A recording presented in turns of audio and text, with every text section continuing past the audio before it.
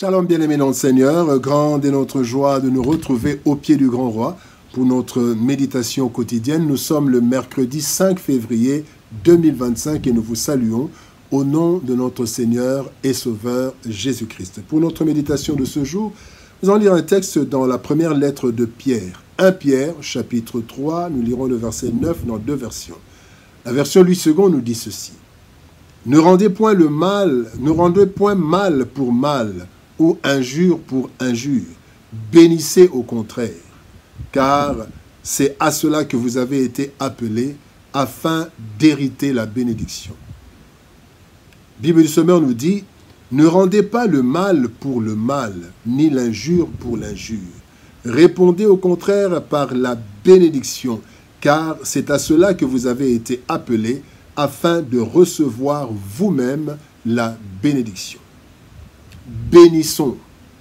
Bénissons, tel est le thème de notre méditation de ce mercredi 5 février 2025. Bien-aimés dans le Seigneur, la loi du talion, ou œil pour œil, dent pour dent, eh bien cette loi s'est imposée dans le vécu quotidien.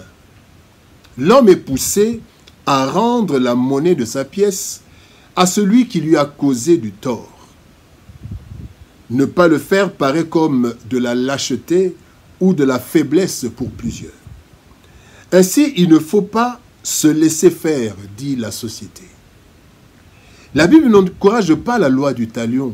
Au contraire, Christ est allé même plus loin et a déclaré dans Matthieu chapitre 5, versets 38 à 39, « Vous avez appris qu'on a dit œil pour œil et dent pour dent, mais moi je vous dis, si quelqu'un vous fait du mal, ne vous vengez pas. Au contraire, si quelqu'un te frappe sur la joue droite, tends lui aussi l'autre joue. » Le verset du jour va dans le même sens.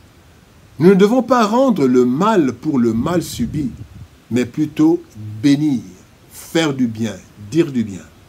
Voyons ce que ce verset nous transmet comme enseignement. Premier point, bénissons à cause de notre nouvelle nature. La Bible dit, c'est à cela que vous avez été appelés. 2 Corinthiens chapitre 5 verset 17 nous dit, si quelqu'un est en Christ, il est une nouvelle créature. Les choses anciennes sont passées, voici toutes choses sont devenues nouvelles. Il est écrit dans 1 Pierre chapitre 1 verset 18, vous avez été rachetés de la vaine manière de vivre que vous avez hérité de vos pères. Alors, bien-aimés, nés en chair, nous avons vécu avec des principes humains, tels que œil pour œil, dent pour dent, et cela était tout à fait normal.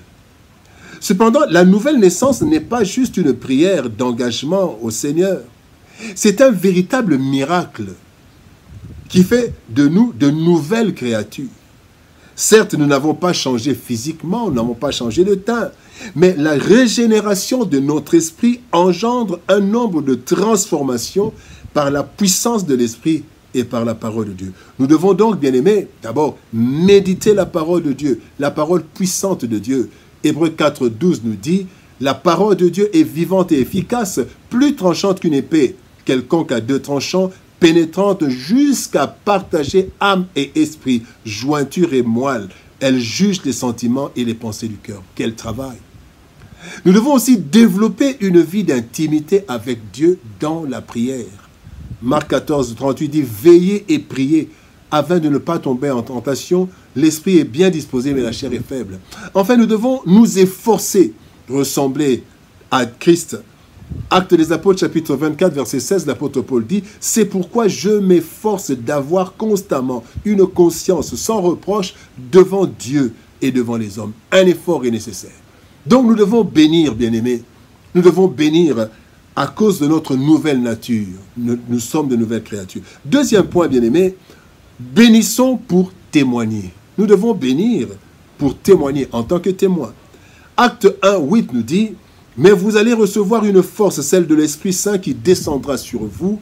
Alors vous serez mes témoins à Jérusalem, dans toute la Judée et la Samarie, et jusqu'au bout du monde. » Ce que nous ignorons parfois, bien-aimés, c'est que nous sommes des témoins, pas seulement par la proclamation de la parole de Dieu, mais aussi et même surtout par une vie conforme à cette parole.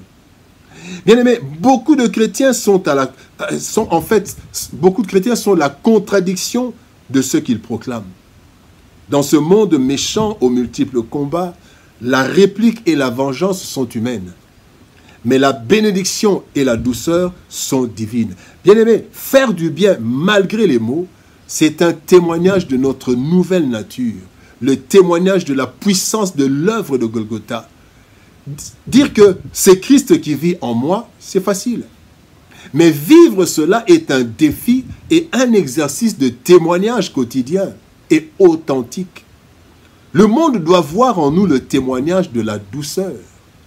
Tite 3,2 nous dit qu'il n'insulte personne et qu'il évite les disputes, qu'ils soient bons et montre sans cesse de la douceur envers tous.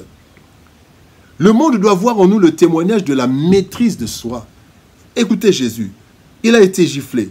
Jean 18, 23, Jésus lui dit, « Si j'ai mal parlé, fais-moi voir ce que j'ai dit de mal. Et si j'ai bien parlé, pourquoi me frappes-tu? Quelle maîtrise ?» Le monde doit voir en nous le témoignage de la capacité de faire du bien. La Bible dit dans Actes des Apôtres, chapitre 10, verset 38, que Jésus-Christ allait de lieu en lieu, faisant du bien et guérissant tous ceux qui étaient sous l'emprise du diable. Troisième leçon, bien-aimés, bénissons pour être bénis. Galates chapitre 6, verset 7 nous dit, « Ne vous y trompez pas, on ne se moque pas de Dieu. Ce qu'un homme aura semé, il le moissonnera aussi. » Le bien que nous faisons, bien-aimés, aux autres, nous sera rendu. C'est un principe divin que nous voyons dans plusieurs passages de la Bible, tels que Galates 6, 7 que nous venons de lire.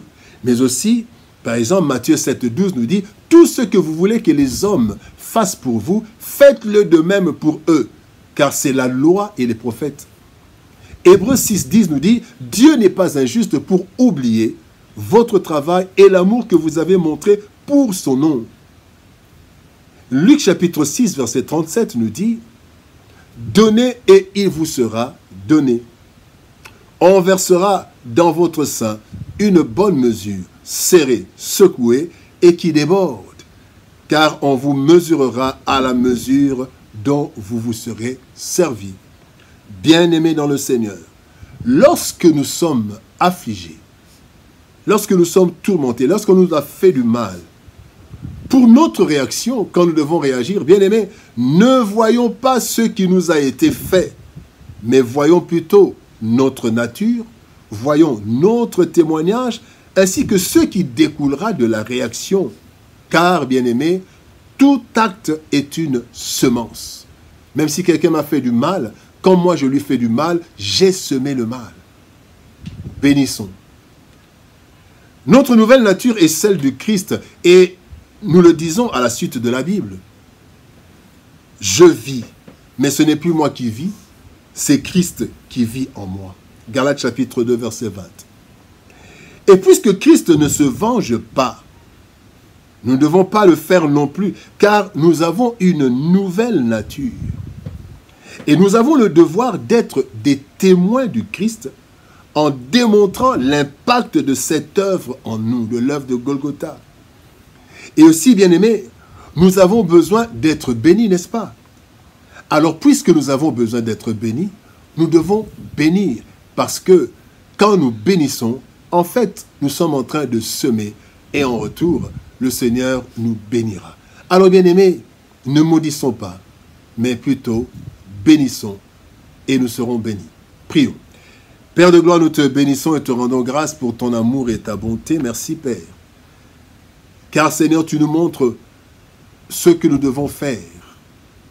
C'est vrai que nous sommes dans un monde méchant, dans un monde, Seigneur de gloire, où le mal est en train de s'accroître.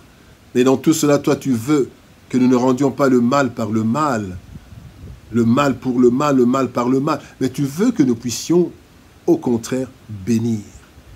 Même pour ceux qui nous font du mal, Éternel, en retour, tu veux que nous disions le bien, que nous fassions le bien.